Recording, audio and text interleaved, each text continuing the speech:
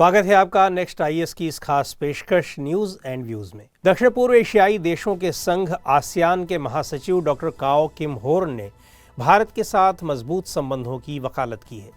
उनके मुताबिक south east Asia के देश चाहते हैं कि Bharat regional comprehensive economic partnership यानी RCEP में शामिल हो। न्यूज एंड व्यूज में आज इन्हीं संगठनों पर चर्चा होगी। सबसे पहले बात RCEP की। चीन के नेतृत्व में ये एक रीजनल ट्रेडिंग ब्लॉक है। इस रीजनल ब्लॉक में दुनिया की करीब 1/3 आबादी और ग्लोबल GDP की 29% हिस्सेदारी कवर होती है। रीजनल ट्रेड ब्लॉक एक कोऑपरेटिव यूनियन होता है जहां पर कुछ देश एक साथ आकर सदस्य देशों को गैर सदस्य देशों से होने वाले आयातों से संरक्षण देते हैं, यानी व्यापार में कुछ सहूलियतें देते हैं। RCEP एक फ्री ट्रेड एरिया है जिसमें 10 आसियान देश और 5 ब्लॉक डायलॉग पार्टनर्स हैं। ये हैं चीन, जापान, साउथ कोरिया, ऑस्ट्रेलिया और न्यूजीलैंड। ये समझौता 2020 में हुआ था। RCEP का उद्देश्य सदस्य देशों के बीच ट्रेड के मामले में प्राथमिकता देना है।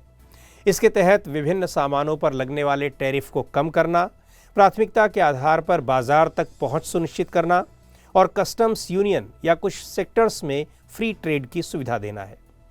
भारत ने इस RCEP में शामिल न होने का निर्णय लिया है। इसका कारण है कि भारत को आशंका है कि इससे कृषि और मैन्युफैक्चरिंग जैसे उसके घरेलू उद्योगों को नुकसान पहुंच सकता है। भारत में इंपोर्ट में बढ़ोतरी हो सकती है, खासकर चीन से, जिस कारण व्यापार असंतुलन होगा।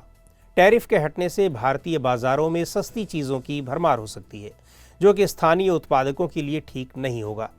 वहीं खेती किसानी से जुड़ी चिंताएं भी हैं, जिसमें RCEP देशों के साथ प्रतिस्पर्धा बढ़ेगी, तो ये भारतीय किसानों को नकारात्मक रूप से प्रभावित कर सकती हैं। पहले भी कई बार देखा गया है कि भारत ने डोमेस्टिक इंडस्ट्रीज़ को एकाएक होने वाले आयात से संरक्षण के लिए सशक्त प्रावधानों की मांग की है। वहीं चीन के साथ जारी तनाव के बीच ये ठीक नहीं लगता कि किसी ऐसे संगठन में शामिल हुआ जाए जिसका चीन भी एक अंग है, और वो भी बिना पर्याप्त सेफगार्ड्स के। भारत मुख्य रूप से सर्विस ओरिएंटेड इकोनॉमी है, जिसकी स्वाभाविक मांग इस सेक्टर में ज़्यादा फेवरेबल कंडीशंस की होती है। लेकिन इस संबंध में फाइनल एग्रीमेंट भारत की मांगों के बारे में पर्याप्त एश्योरेंस नहीं देता। हालांकि भारत यदि RCEP में शामिल होता है तो इससे उसे दूसरे देशों की मार्केट का एक्सेस भी मिलेगा। इससे ट्रेड बढ़ेगा और इन्वेस्टमेंट के नए अवसर पैदा होंगे।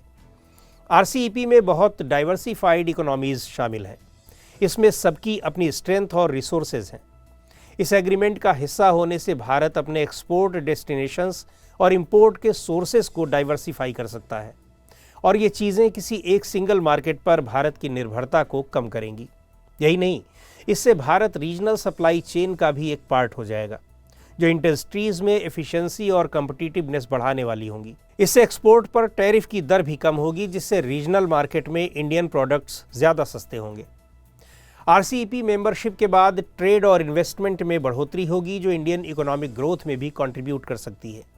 यह एग्रीमेंट भारत के लिए ज़्यादा FDI आकर्षित करने वाला हो सकता है, खासकर रीजनल मार्केट में।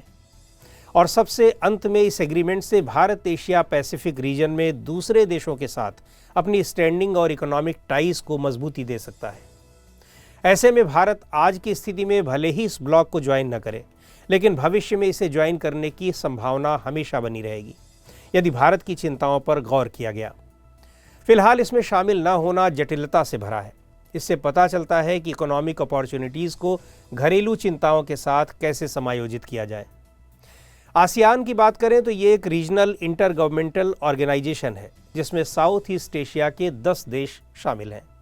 इसका गठन 1967 में हुआ था। इसे आसियान डिक्लेरेशन या बैंकॉक डिक्लेरेशन के नाम से भी जाना जाता है।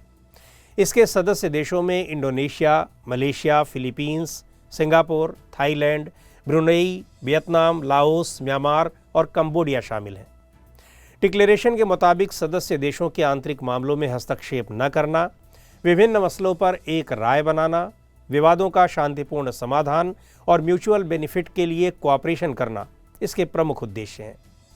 आसियान +3 में 10 देशों के अलावा चीन, जापान और साउथ कोरिया आते हैं, जबकि ईस्ट एशिया समिट में आसियान +3 देशों के अलावा ऑस्ट्रेलिया, भारत, न्यूजीलैंड, रूस और अमेरिका शामिल हैं। आसियान महासचिव काओ का कहना है कि भारत और दक्षिण पूर्व एशियाई राष्ट्र संघ आसियान विभिन्न क्षेत्रों में मिलकर काम कर रहे हैं, जो अंतरिक्ष और निवेश से लेकर पर्यटन, रक्षा, आतंकवाद की रोकथाम और अन्य क्षेत्रों तक विस्तृत है। उन्होंने नए क्षेत्रों में भी इसी तरह के सहयोग की वकालत की है। आसियान और भारत के बीच लागू मुक्त व्यापार समझौते की समीक्षा का काम चल रहा है, जिसे दोनों पक्ष 2025 तक पूरा कर लेंगे। पिछले दिनों दोनों पक्षों के बीच इस दिशा में प्रयास तेज करने पर सहमति बनी थी। भारत लंबे समय से मांग करता रहा है कि 1 जनवरी 2010 से लागू भारत आसियान मुक्त व्यापार समझौते की समीक्षा की जाए। भारत इस समझौते के दुरुपयोग और व्यापार बाधाओं को दूर करने के लिए इसकी समीक्षा चाहता है। तो आज के इस अंक में इतना ही। अगले अंक में फिर मिलेंगे एक नए विषय के साथ। आपको ये कार्यक्रम कैसा लगा कमेंट करके हमें ज़रूर बताएं। आप अपने सुझाव भी हमें भेज सकते हैं।